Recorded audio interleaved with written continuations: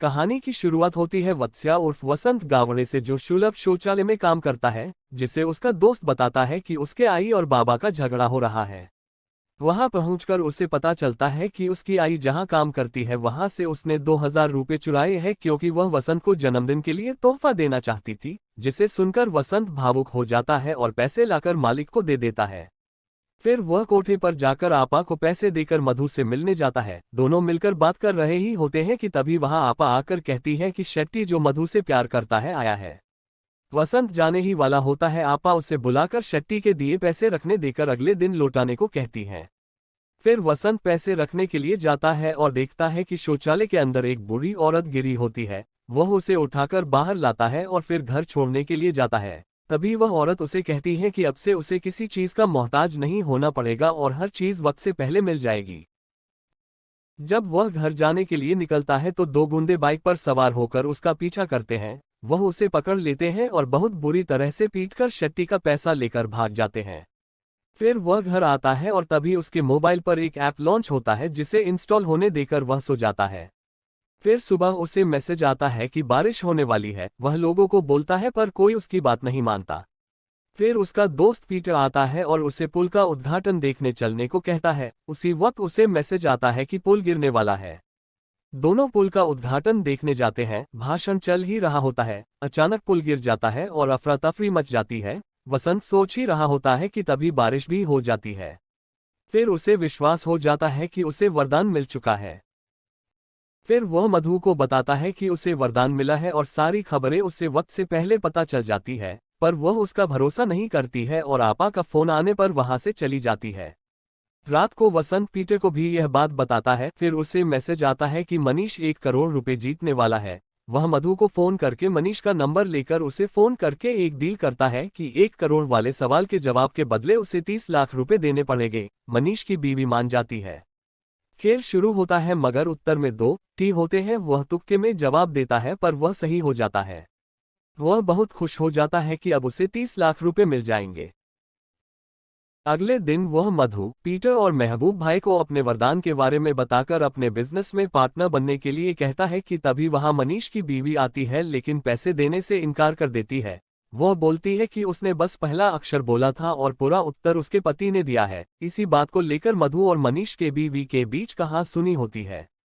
फिर वह मधु को बताती है कि उसका बैंक बंद होने वाला है और साथ ही महबूब भाई को भी वह जहां दुकान देने जा रहे हैं वहां भगदड़ मचने वाली है, पर कोई उसकी बात नहीं मानता और अपने अपने काम पर चले जाते हैं।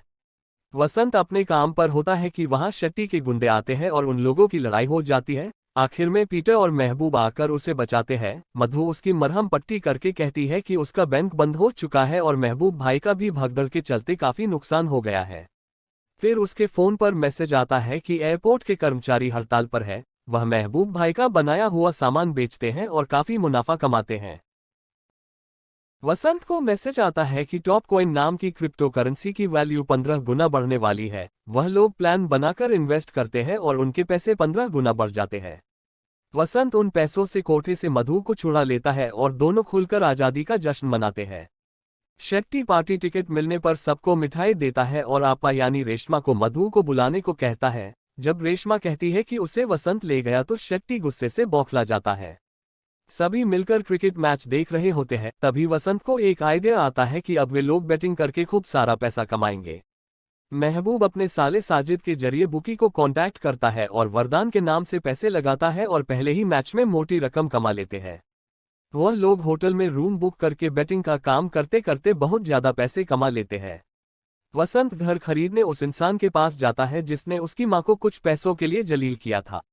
वसंत उसे मुंह मांगी कीमत देता है, लेकिन वह उसकी बहुत बेइज्जती करके वहां से निकाल देता है। उसे बहुत गुस्सा आता है और वह एक बहुत शानदार गाड़ी खरीदता है।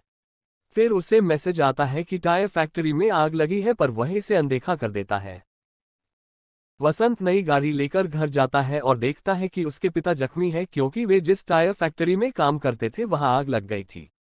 जिसे देख उसे दुख होता है, लेकिन जब उसके पिता उसे उसके गलत कामों के लिए ताना मारते हैं तो वह घर से चला जाता है। इसी बीच मधु अपने कोठे वाली सहेलियों को उसके साथ काम करने के लिए मशीन खरीद कर देती है। मधु के साथ वसंत भी आता है और रेशमा उसे लालच देकर किस्मत के पास लेकर जाती है, जहां वसंत ऑस्ट्रेलिया पर 1 करोड़ का दांव खेलता है और जीत जाता है। वह मधु से बात कर ही रहा होता है कि पुलिस आकर बैटिंग के आरोप में उसे उठा ले जाती है। पुलिस स्टेशन पर वह पुलिस वालों को पैसों का लालच देकर बोलता है कि अब की बार वह उन्हें बैटिंग से मोटी रकम जितवाएगा, जिसे सुनकर पुलिस वाले उसे छोड़ देते हैं। फिर वह बैटिंग से पुलिस वाले को जिताकर उसका भरोसा जीत लेता है और जब उसे सेमीफाइनल के बारे में पूछते हैं तो वह बताऊंगा बोलकर फोन रख देता है। उधर रेशमा और शेट्टी वसंत को फंसाने के लिए प्लान बनाते हैं। वसंत मां को अपने साथ ले आता है। होटल में सभी उनका स्वागत करते हैं। मधु अपने बुटीक शॉप के लिए मॉडल ढूंढती है, जिसे वसंत ढूंढ कर देता है। फोटोशूट के बाद सुहानी और वसंत बातें करते हैं, जिसे देख मधु को जलन होती है। उधर शेट्टी पुलिस वालों को वसंत की फोन रिकॉर्डिंग सुनाता है और बोलता है कि वह बैटिंग नहीं बल्कि मैच फिक्सिंग कर रहा है।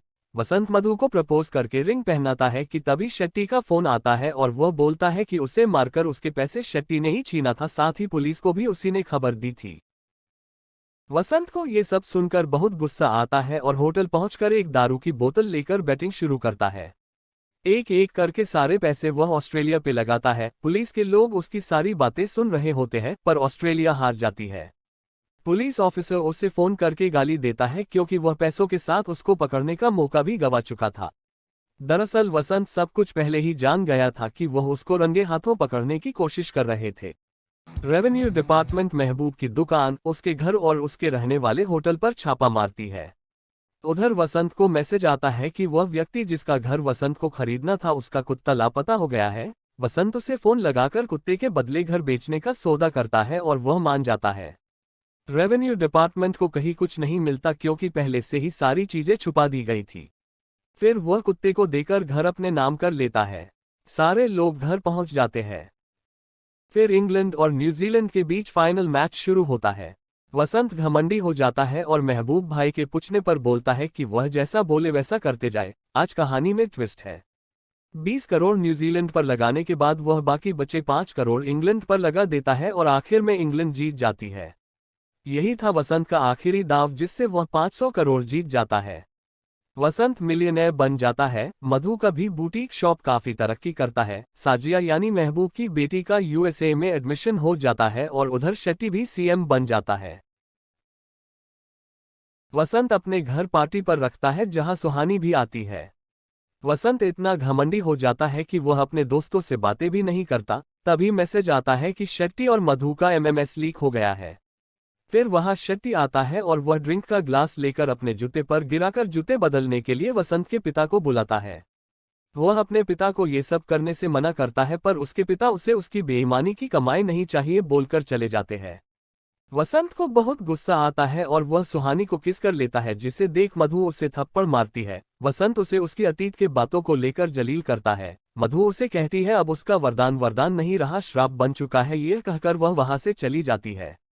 वसंत की मां कहती है कि उसका पिता जैसा भी है पर कभी बदला नहीं और वह आज पैसों को देखकर रिश्ते भूल गया। आखिरी दृश्य में वह अपने घर जाता है और अपने पिता के पास बैठता है और तभी मैसेज आता है कि उद्योगपति वसंत गावड़े यानी उसकी मृत्यु हो चुकी है।